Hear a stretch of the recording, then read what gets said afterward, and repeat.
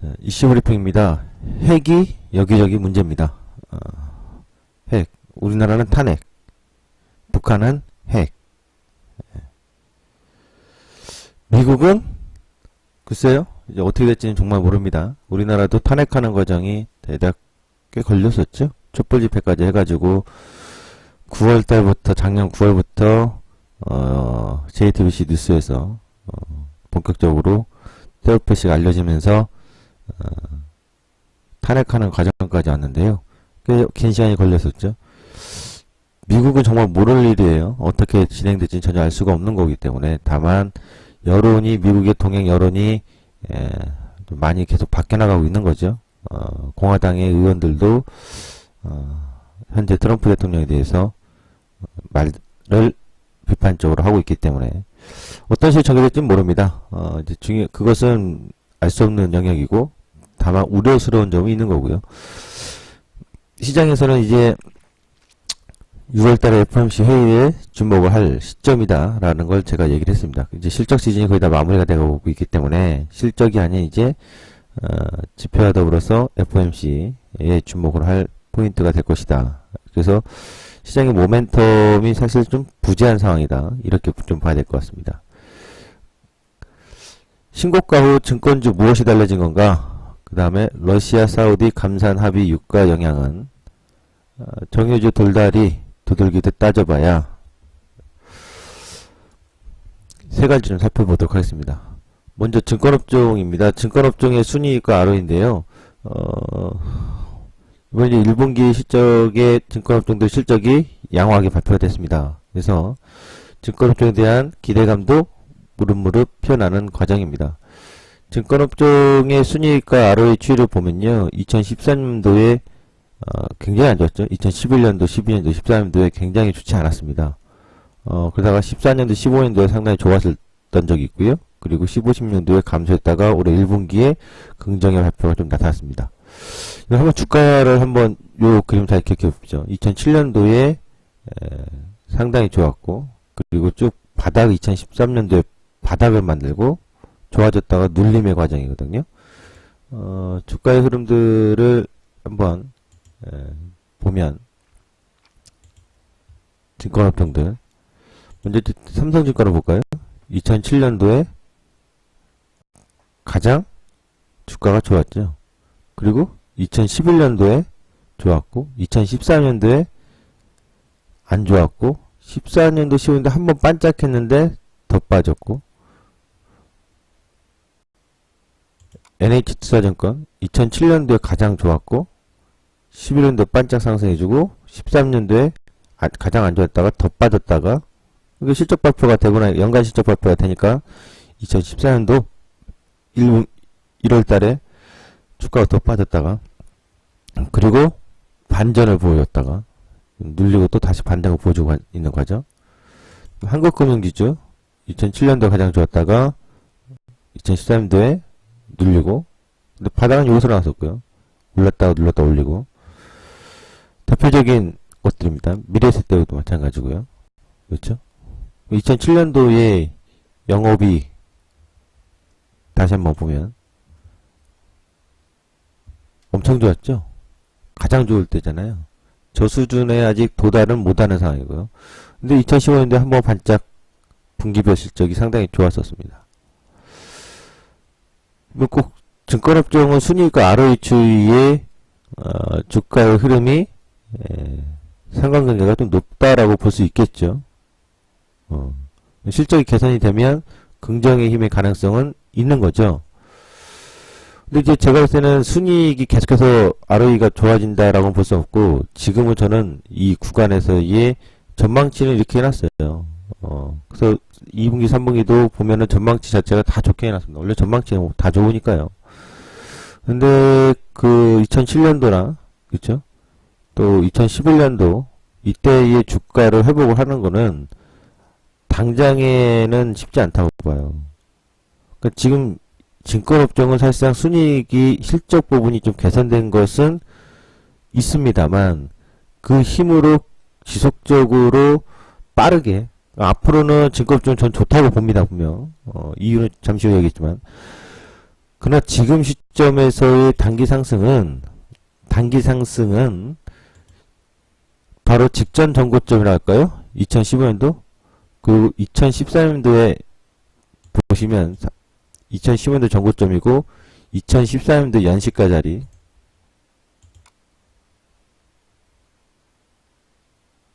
보이시죠? 2013년도 연시가 자리 NH투자증권도 이런 가격들 전고점들 이거를 뛰어넘는 데는 지금 좀 한계다라고 봐요. 올해. 그러니까 마실은 갈 수 있는데 이 정도 전고점을 뛰어넘는 그런 폭발력 있는 모습은 지금 당장은 아닐 것이다. 그러니까 바닥에서의 바닥을 만들어가는 과정으로 볼 수는 있습니다. 왜 그렇게 보냐면 바로 바닥을 자꾸 만드는 과정이기 때문에 주가의 상승 동력이 당장에 뭐 2007년도처럼 이런 식으로 쭉 예를 들면 이런 식이죠. 2005년도, 6년도, 7년도처럼 이런 식으로 쭉 퍼져나가는 과정은 아니라고 본다고요. 바닥 만드는 과정이라 이렇게 봅니다. 그러니까 증권주의 호불호가 좀 많이 갈립니다. 최근에 단기 상승들이 많이 나오니까 증권주에 대해서 굉장히 좋게 보이는데 증권주는 장기적으로도 매우 좋게 저는 보진 않아요. 사이클이라고 봐요. 한 사이클이거든요.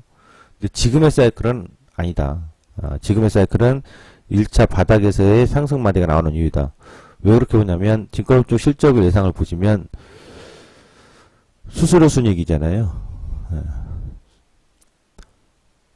자산관리 수수료, 그러니까 IB나 자산관리 수수료 부분에서의 개선세는 뚜렷합니다.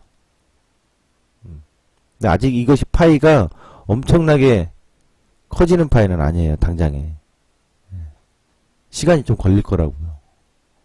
그러니까 지금 보면은 위탁 수수료 이런 부분보다는 자산관리 수수료, 그러니까 우리가 소위 말하면은 매매 수수료 같은 증권사들 거의 없잖아요. 그 부분은 충분히 감사하고 이제 자산관리라든가 IB 관련 수수료가 증가하는데 이것은 아직 기존의 수수료 무료 싸움을 하는 증권사들의 실적을 완전히 반전시킬 만큼의 파이가 아직 커지고 있지는 않기 때문에 그렇게 봅니다. 그 다음에 단기순이익이 이제 올해 많이 개선된 걸로 나오는데 2015년도의 단기순이익을 예상치지만 2015년도의 실적을 전체적으로 뛰어넘지 못하는 걸로 추정이 되고 있다고요. 그러니까 2015년도 실적, 2015년도의 고점을 넘어가는 건 올해 안에 쉽지 않겠죠. 그래서 제가 2015년도에 고점을 뛰어넘는 거는 올해 좀 무리가 있을 것이다. 바닥은 잡아줄 것이다 라고 하는 이유는 증권업종 PBR을 제가 몇 번 강조했다고요. 증권업종 두 가지 보면 됩니다. 첫 번째, PBR. 너무 싸요. 근데 이번에 주가 상승이 나오면서 PBR이 대부분 1배 수준으로 도달했어요. 보시면 신용카드 사태가 2000년도 초반에 있을 때 0.5, 글로벌 금융위기, 증권업종 대규모 유상증자했을 때 자본 확충하는 것 때문에, 그리고 2013년도 적자 났을 때, 최근에 증권업 자체의 PBR이 0.5거든요. PBR이 낮기 때문에 바닥을 만드는 과정이라고 볼 수는 있어요. 그리고 또 하나는 자본 확충을 통해서 대형 증권사와 특화된 증권사들로 나눠지는데, 대형 증권사들은 일본의 과거 증권업종들의 성장과 굉장히 궤를 같이 할 것이다. 유사할 것이다라고.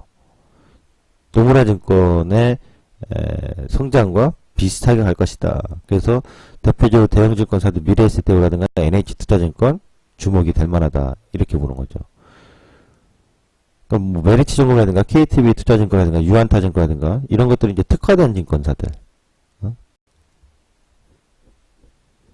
대형 증권사들은 과거 일본의 노무라 증권사의 성장과 비슷한 어떤 성장의 가능성을 보여줄 가능성이 높기 때문에, 그리고 향후 우리나라가 GDP 3만 불을 돌파하고 하는 시점에서 증시에 상승나면 증시에 개인 투자자들 상당히 많이 들어올 거라고 저는 봐요. 그 시기에. 우리는 그 전에 가장 싼 가격대에서 자본을 준비를 해놓는 거죠. 증권업종은 그런 사이클에 있어서 문재인 정부의 기대주 중에 하나이긴 합니다. 제가 봤을 땐. 문재인 정부의 기대주 중에 하나라고 저는 봅니다. 다만 지금 오르고 있는 것이 2015년도의 고점을 단박에 뛰어넘는 가능성은 희박하다고 봐요. 업종의 자체 PBR은 이런 상황이고요.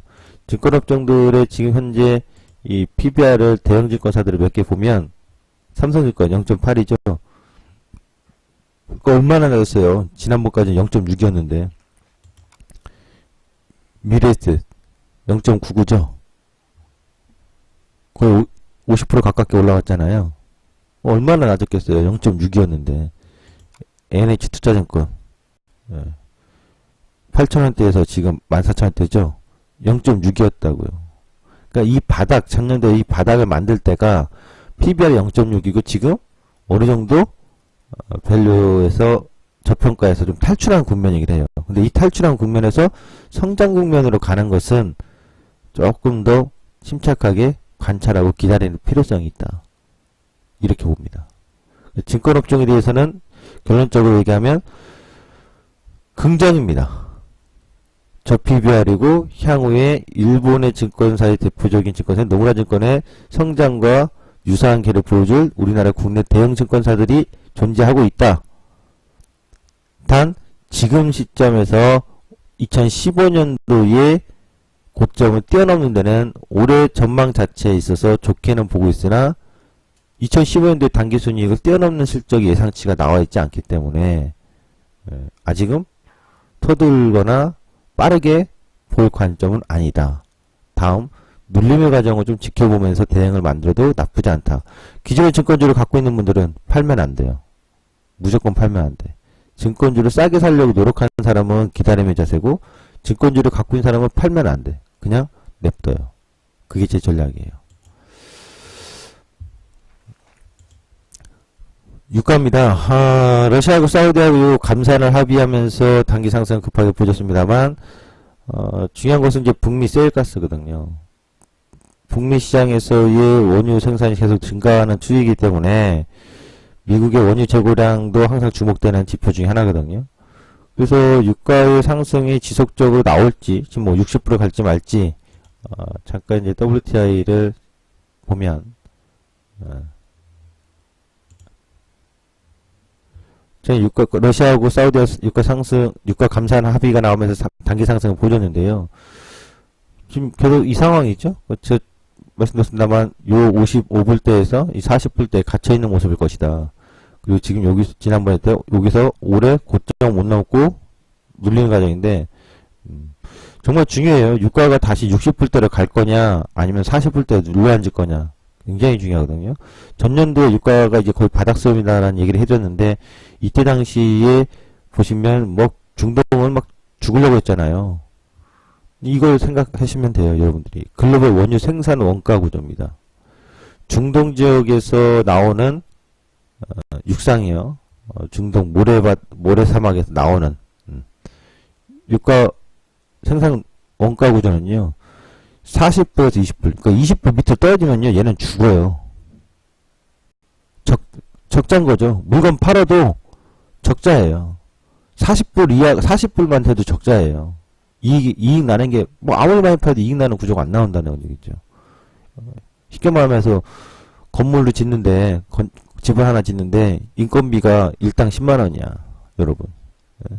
근데, 인건비랑, 원자재랑 다 합쳐가지고, 예를 들어서 한 달 공사를 했는데, 딱 돈이 3억, 뭐, 3천만원에 나왔어요. 근데, 판매가가 3천만원도 안 된다는 얘기죠. 집의 판매가가. 그럼 뭐하러 지어요? 집을 짓지 않겠죠. 그래서 육상 중동의 원가가 가장 쌉니다. 그 다음에 해상, 심해, 그 다음에 러시아. 러시아도 지금 죽을 똥이라고요. 왜냐하면 60불을 넘어와야 러시아도 먹고 사는데 유가로 60불이 안 되고 60불, 40불대 머물렀으니까 러시아도 발등에 불 떨어져 있는 거죠. 그리고 북미 세일, 가스 세일. 그러니까 가장 싼 건 중동이에요. 근데 지금 현재 60불 이상이 넘어가야 사실상 원유국들은, 산유국들은 뭐 경기가 회복, 뭐 좋아지거나 뭐 이럴 텐데 60불을 넘어가지 않고 지금 40불에서 50불대 계속 왔다 갔다 하니까 어떻게든 쥐어짜서라도 감산을 통해서라도 가격 상승을 만들려고 하는데 그게 쉽지는 않을 겁니다. 왜냐하면 수요와 공급 원리에서 북미 세일가스의 증가, 세일 오일의 증가가 있긴 합니다만 전체적으로 미국의 지난번에 했지만 미국이 이제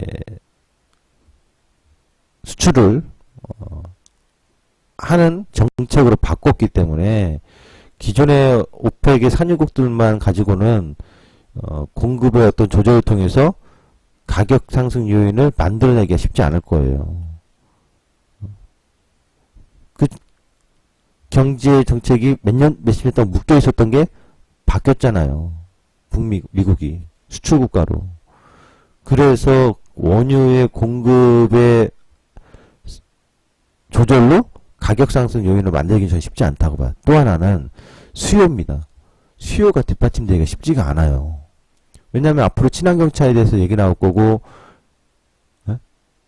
계속해서 친환경 차가 확대되는 가능성이 높기 때문에 그리고 가장 중요한 것은 선진국들 유럽과 일본과 미국 이렇게 보면 되겠죠. 이 선진국들의 유가 원유 소비가 과거 같지가 않다고요. 성장이 지속성장이 아니라 좀 저성장으로 가고 있기 때문에. 그리고 선진국들은 신재생 에너지 쪽으로 자꾸 유도를 하고 있잖아요. 그거 굉장히 중요한 거거든요, 이거. 에너지 정책의 변화라고요. 미국이 수출국가로 바뀌고, 유가? 그리고 에너지 소비는 신재생 에너지 쪽으로 가고 있고요. 독일만 한번 가보십시오. 태양광 고속도로 아우토만 달리면서 보시면, 제가 직접 간 건 아니에요. 예. 직접 갔다 온 사람 얘기해드린 겁니다. 태양 전지판이 다다다다다닥 붙어 있다는 거예요. 그러면 원유의 수요 중에 또 하나는 신흥국들이잖아요. 브릭스 국가들. 중국, 인도. 근데 중국, 인도도 슬슬 변화가 있다고요. 근데 그들이 과연 얼마나 성장이냐 이거거든요. 석유 수요와 정제 설비 증가입니다. 글로벌 석유 수요 증가는 보시면 이게 설비의 선증가고요. 2011년, 12년, 13년, 13년대 엄청나게 증가했죠. 이거 다 누구 때문에? 중국 때문이라고 보시면 돼요. 그리고 수요 증가가 쭉 있다가 15년도 때 꺾였죠. 사실상 지금 수요가 꺾여 있는 상태예요. 석유 수요가요. 앞으로도 저는 석유 수요가 과거에 막 중국의 굴기 상황만큼 그렇게 뜨겁다라고 예측이 잘 안 돼요. 투자 전망이. 중국과 인도입니다. 제가 얘기를 몇 번 해드렸었죠. 중국의 자금률이 상당히 높아졌다. 석유 제품들, 화학 제품들은, 범용 제품들은 정말 넘쳐나고 있고요. 정제 설비도 마찬가지예요. 자금률이 상당히 높아졌어요. 설비 투자를 중국이 엄청나게 하면서 아까 보셨다시피 이 시기에 12, 13, 14년도에 정제 설비를 엄청 증가하면서 사실상 자금률이 굉장히 높아요. 이 얘기는 결국 어디서 막 수입을 하지 않더라도 스스로 해결할 능력이 된다는 얘기예요. 중국과 인도가 보시면 여기 보면 석유 수요 증가에 취해서 얼마나 영향력이 크냐면 글로벌 석유 수요 증가율이 증가했을 때 중국과 인도가 엄청 폭발적인 증가율을 보여줬다고요. 그러니까 결국 석유 수요는 선진국보단 중국하고 인도 등 브릭스 국가들의 수요가 증가됐을 때 그 영향이 확대된다라고 볼 수 있는데 그들의 영향력이 지금은 감소하고 있다고요. 최근에는 둔화되고 있고요. 경기가 확장이 거기다가 확산이 된다 하더라도 중국 같은 경우 정제 설비가 자금률이 상당히 높기 때문에 우리나라가 과거 중국의 성장으로 굴기 상황에서 히트쳤던 화학주들, 정유업체들 과거처럼 되기가 쉽지 않다고요. 국내 석유 정유사들의 제품별 비중입니다. 휘발유 납사, 나프타라고 하죠. 동해항공유, 경유. 바로 여기에 또 하나 포인트가 있어요. 경유요. 한국 정유사들의 석유 제품이 경유가 많은데 이번에 문재인 정부에서는 경유 차량 어떻게 한다고요? 경유 차량 규제하려고 하잖아요. 대신 친환경차를 풀려고 하잖아요. 그럼 우리나라 정유사들의 제품별 생산 비중에서 상당히 높은 게 경유인데 향후 전망이 밝을까요? 뭐 제가 틀릴 수도 있어요. 해석이. 저는 근데 그렇게 친다면은 국내 정유사들이 중국의 자금률에서도 높아졌기 때문에 과거만큼 중국의 어떤 수출 부분도 많지 않을 거고 또 국내에서 제품별 생산의 경유가 높았는데 친환경차로 하고 경유 차량들에 대한 규제가 들어온다면 분명히 줄어들겠죠. 상식적으로 언제 줄어들지 뭐 시간의 타이밍인 거지. 줄어들겠죠. 그리고 석유 제품의 마진추에서도요. 경유가 차지하는 마진율이 상당히 높은 편이에요. 정유사 분기별 영업이익 추정치입니다. 올 하반기 3분기 좀 좋지 않게 나왔거든요. 1분기가 막 좋게 나왔으니까 좋게 나왔다고 인정을 해줄 수 있겠습니다만 하반기엔 좋지 않을 가능성은 좀 높게 봐요. 그리고 신한금융 추정치에서도 각사 자료를 통해서 앞으로는 분기별 영업이익이 좀 감소하는 측면으로 전체적으로 보면 나와 있죠. 이게 정제마진이고요. 정제마진 같은 경우 이제 하반기 겨울철을 앞두고서 달러 기준으로 정제마진이 증가하는 추이, 여름철을 앞두고서는 감소하는 추이이기 때문에 지금의 정유업체들의 긍정 모멘텀을 많이 봐주기는 저는 어렵다고 봐요. 정유사의 실적 추이 전망인데요. 제가 정유사 얘기하면서 매출이 감소하고 있다는 거 얘기했었잖아요. 이거 저는 심각하게 보거든요. 사실 정유사들 올라가는 거 보면은 뭐 괜찮다라고 해요. 다른 사람들은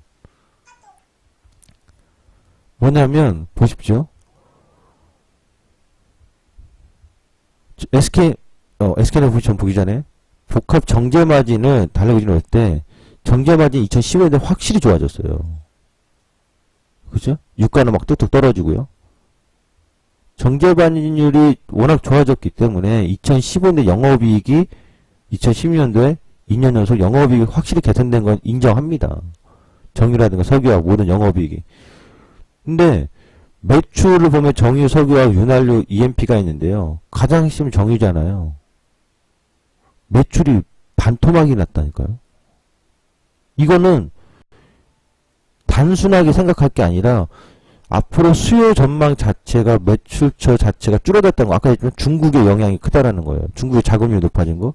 그리고 전 세계적 선진국들은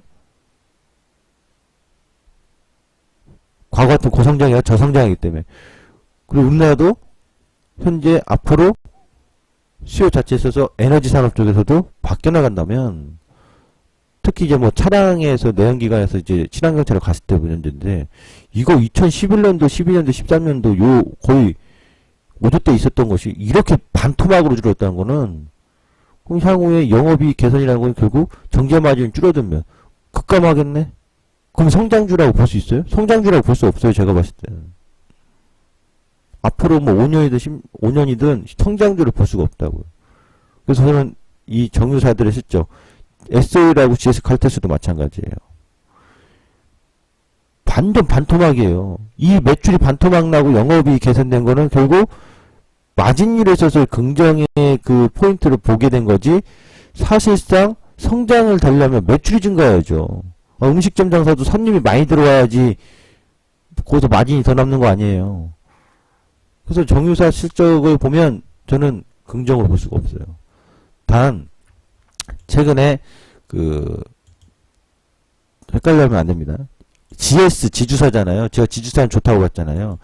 지주사가 이렇게 올라가는 것은 바로 민자 발전, LNG 발전이 자회사로 있기 때문에 그래요. GS라든가 SK는. 그러나 SO일이나 지금 SK이노베이션 오르고 있더라도 얘네들은 저는 긍정의 시각으로 볼 수 없다. 돌다리 두드리기고 다시 한번 검토해봐야 된다고 봐요.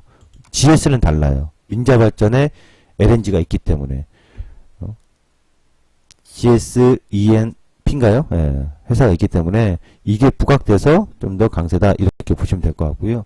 선물지수 예상은 오늘도 마찬가지입니다. 시초가가 개파라기로 시작을 하든 갭상이 시작하든 왔다리 갔다리 과정일 것이다. 이렇게 보시면 되겠습니다. 오늘 진짜 시황은 여기서 마치도록 하겠습니다.